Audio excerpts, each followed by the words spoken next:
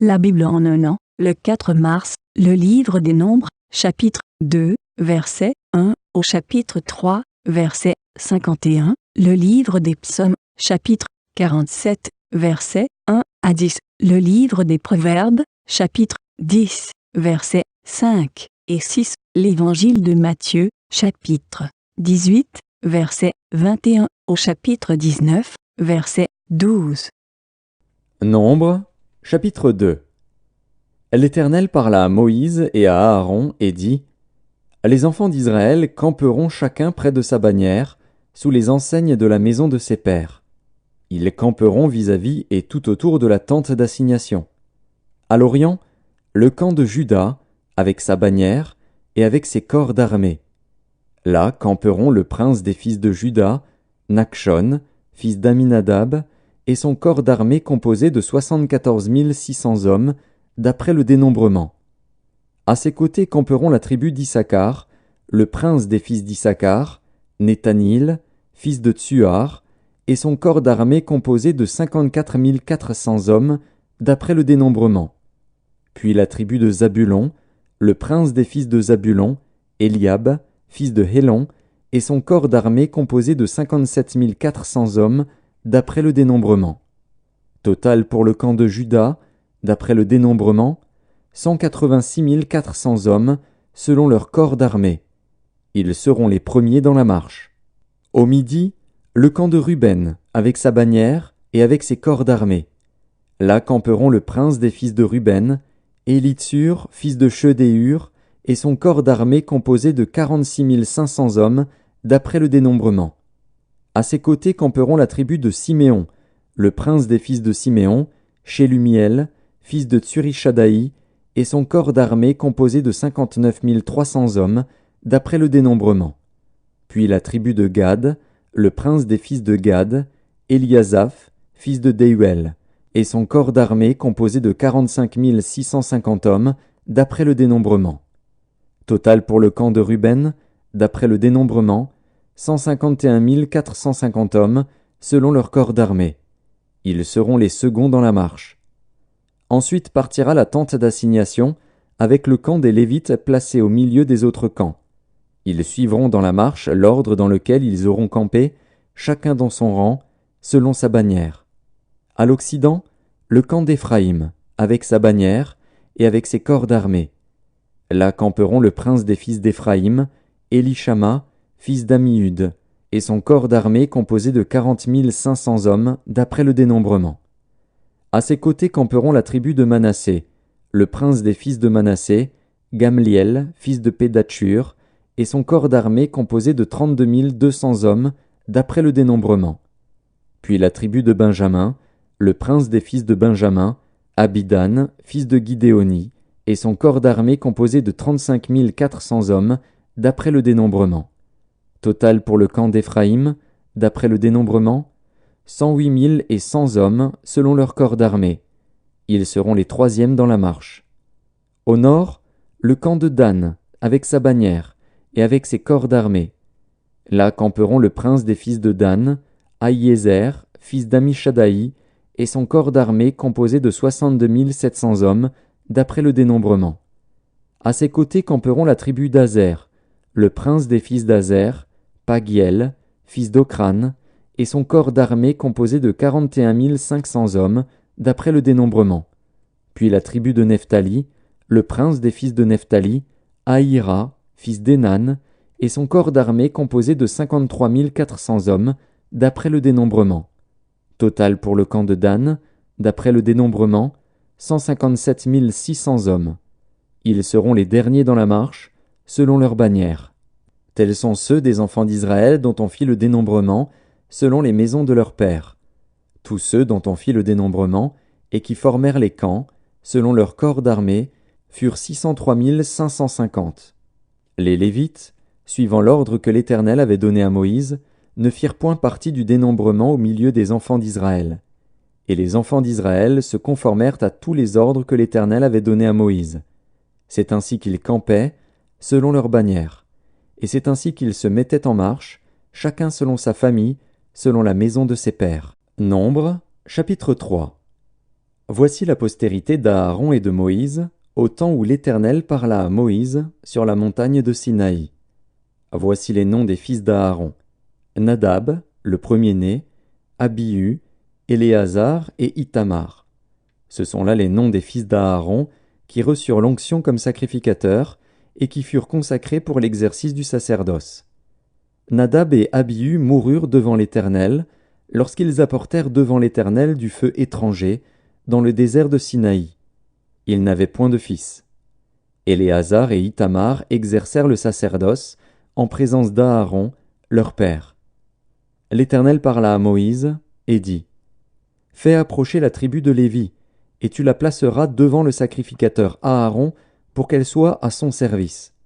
Ils auront le soin de ce qui est remis à sa garde et à la garde de toute l'assemblée devant la tente d'assignation. Ils feront le service du tabernacle. Ils auront le soin de tous les ustensiles de la tente d'assignation et de ce qui est remis à la garde des enfants d'Israël. Ils feront le service du tabernacle. Tu donneras les Lévites à Aaron et à ses fils.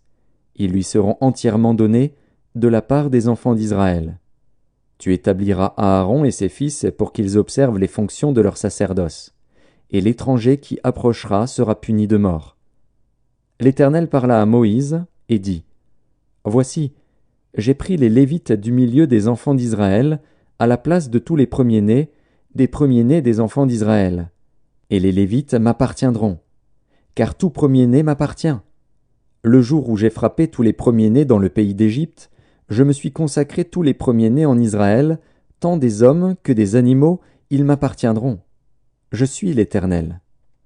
L'Éternel parla à Moïse, dans le désert de Sinaï, et dit : Fais le dénombrement des enfants de Lévi, selon les maisons de leurs pères, selon leurs familles. Tu feras le dénombrement de tous les mâles, depuis l'âge d'1 mois et au-dessus. Moïse en fit le dénombrement sur l'ordre de l'Éternel, en se conformant à l'ordre qui lui fut donné. Ce sont ici les fils de Lévi, d'après leurs noms, Gershon, Kehath et Merari. Voici les noms des fils de Gershon, selon leurs familles, Libni et Shimei. Voici les fils de Kehath, selon leurs familles, Amram, Jitséar, Hébron et Uziel. Et les fils de Merari, selon leurs familles, Makli et Mushi. Ce sont là les familles de Lévi, selon les maisons de leurs pères. De Gershon descendent la famille de Libni et la famille de Shimei, formant les familles des Gershonites. Ceux dont on fit le dénombrement, en comptant tous les mâles depuis l'âge d'1 mois et au-dessus, furent 7500. Les familles des Gershonites campaient derrière le tabernacle à l'occident. Le chef de la maison paternelle des Gershonites était Éliasaph, fils de Laël. Pour ce qui concerne la tente d'assignation, on remit aux soins des fils de Gershon le tabernacle et la tente, la couverture, le rideau qui est à l'entrée de la tente d'assignation, les toiles du parvis et le rideau de l'entrée du parvis, tout autour du tabernacle et de l'autel, et tous les cordages pour le service du tabernacle. De Kehath descendent la famille des Amramites, la famille des Jitséarites, la famille des Hébronites et la famille des Uziélites, formant les familles des Kehathites. En comptant tous les mâles depuis l'âge d'1 mois et au-dessus, il y en eut 8600 qui furent chargés des soins du sanctuaire. Les familles des fils de Kehath campaient au côté méridional du tabernacle. Le chef de la maison paternelle des familles des Kehathites était Élitsaphan, fils d'Uziel. On remit à leurs soins l'arche, la table, le chandelier, les autels, les ustensiles du sanctuaire, avec lesquels on fait le service, le voile et tout ce qui en dépend. Le chef des Lévites était Éléazar, fils du sacrificateur Aaron. Il avait la surveillance de ceux qui étaient chargés des soins du sanctuaire. De Merari descendent la famille de Makli et la famille de Mushi, formant les familles des Mérarites. Ceux dont on fit le dénombrement, en comptant tous les mâles depuis l'âge d'1 mois et au-dessus, furent 6200. Le chef de la maison paternelle des familles de Merari était Suriel, fils d'Abihaïl. Il campait du côté septentrional du tabernacle. On remit à la garde et aux soins des fils de Merari les planches du tabernacle, ses barres, ses colonnes et leurs bases, tous ses ustensiles et tout ce qui en dépend. Les colonnes du parvis tout autour, leurs bases, leurs pieux et leurs cordages. Moïse, Aaron et ses fils campaient devant le tabernacle, à l'orient, devant la tente d'assignation, au levant. Ils avaient la garde et le soin du sanctuaire, remis à la garde des enfants d'Israël. Et l'étranger qui s'approchera sera puni de mort. Tous les Lévites dont Moïse et Aaron firent le dénombrement sur l'ordre de l'Éternel, selon leurs familles, tous les mâles depuis l'âge d'1 mois et au-dessus, furent 22 000. L'Éternel dit à Moïse, « Fais le dénombrement de tous les premiers-nés mâles parmi les enfants d'Israël, depuis l'âge d'1 mois et au-dessus, et compte-les d'après leur nom. Tu prendras les Lévites pour moi, l'Éternel, à la place de tous les premiers-nés des enfants d'Israël, et le bétail des Lévites à la place de tous les premiers-nés du bétail des enfants d'Israël. » Moïse fit le dénombrement de tous les premiers-nés parmi les enfants d'Israël, selon l'ordre que l'Éternel lui avait donné. Tous les premiers-nés, dont on fit le dénombrement, en comptant les noms, depuis l'âge d'1 mois et au-dessus, furent 22 273.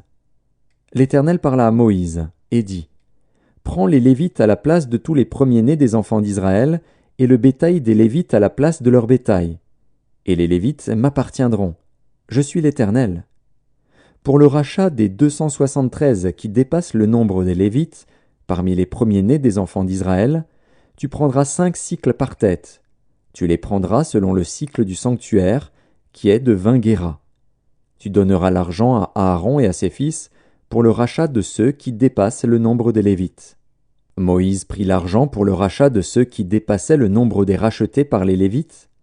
Il prit l'argent des premiers-nés des enfants d'Israël, 1365 cycles, selon le cycle du sanctuaire.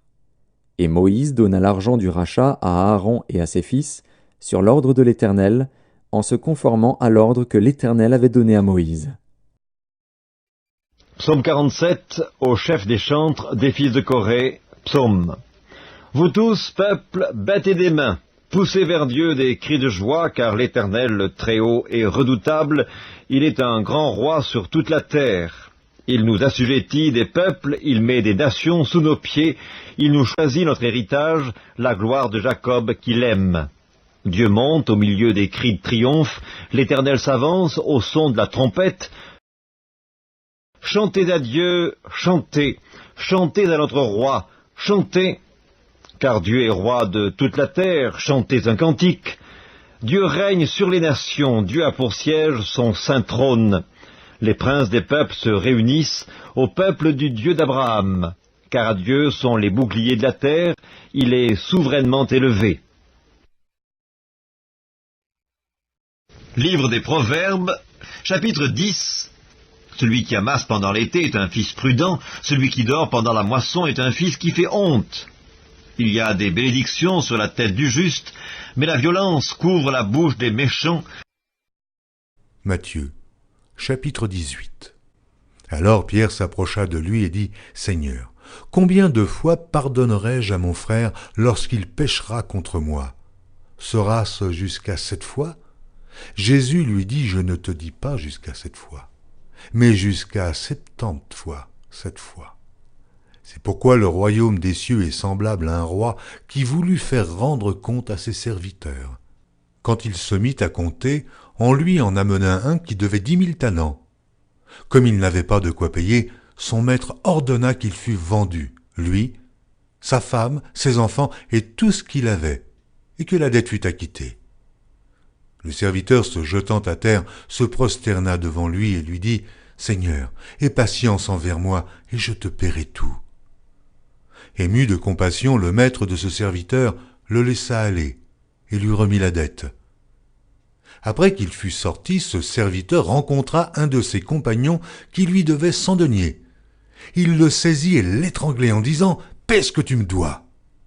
Son compagnon, se jetant à terre, le suppliait, disant « Aie patience envers moi, et je te paierai. » Mais l'autre ne voulut pas, et il alla le jeter en prison, jusqu'à ce qu'il ait payé tout ce qu'il devait.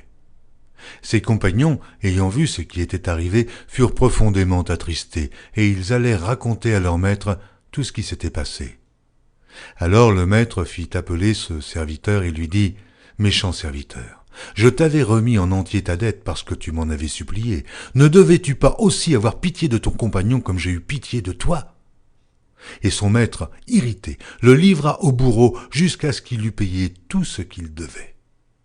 Et c'est ainsi que mon Père céleste vous traitera, si chacun de vous ne pardonne à son frère de tout son cœur. Matthieu, chapitre 19. Lorsque Jésus eut achevé ses discours, il quitta la Galilée et alla dans le territoire de la Judée, au-delà du Jourdain. Une grande foule le suivit, et là, il guérit les malades. Les pharisiens l'abordèrent et dirent pour l'éprouver, « Est-il permis à un homme de répudier sa femme pour un motif quelconque ?» Il répondit, « N'avez-vous pas lu que le Créateur, au commencement, fit l'homme et la femme, et qu'il dit, « C'est pourquoi l'homme quittera son père et sa mère et s'attachera à sa femme, et les deux deviendront une seule chair. Ainsi ils ne sont plus deux, mais ils sont une seule chair. Que l'homme donc ne sépare pas ce que Dieu a joint. Pourquoi donc, lui dirent-ils, Moïse a-t-il prescrit de donner à la femme une lettre de divorce et de la répudier? Il leur répondit, c'est à cause de la dureté de votre cœur que Moïse vous a permis de répudier vos femmes. Au commencement, il n'en était pas ainsi. Mais je vous dis que celui qui répudie sa femme, sauf pour infidélité, et qui en épouse une autre, commet un adultère. Ses disciples lui dirent, « Si telle est la condition de l'homme à l'égard de la femme, il n'est pas avantageux de se marier. » Il leur répondit, « Tous ne comprennent pas cette parole, mais seulement ceux à qui cela est donné. Car il y a des eunuques qui le sont dès le ventre de leur mère. Il y en a qui le sont devenus par les hommes, et il y en a qui se sont rendus tels eux-mêmes à cause du royaume des cieux. Que celui qui peut comprendre, comprenne. »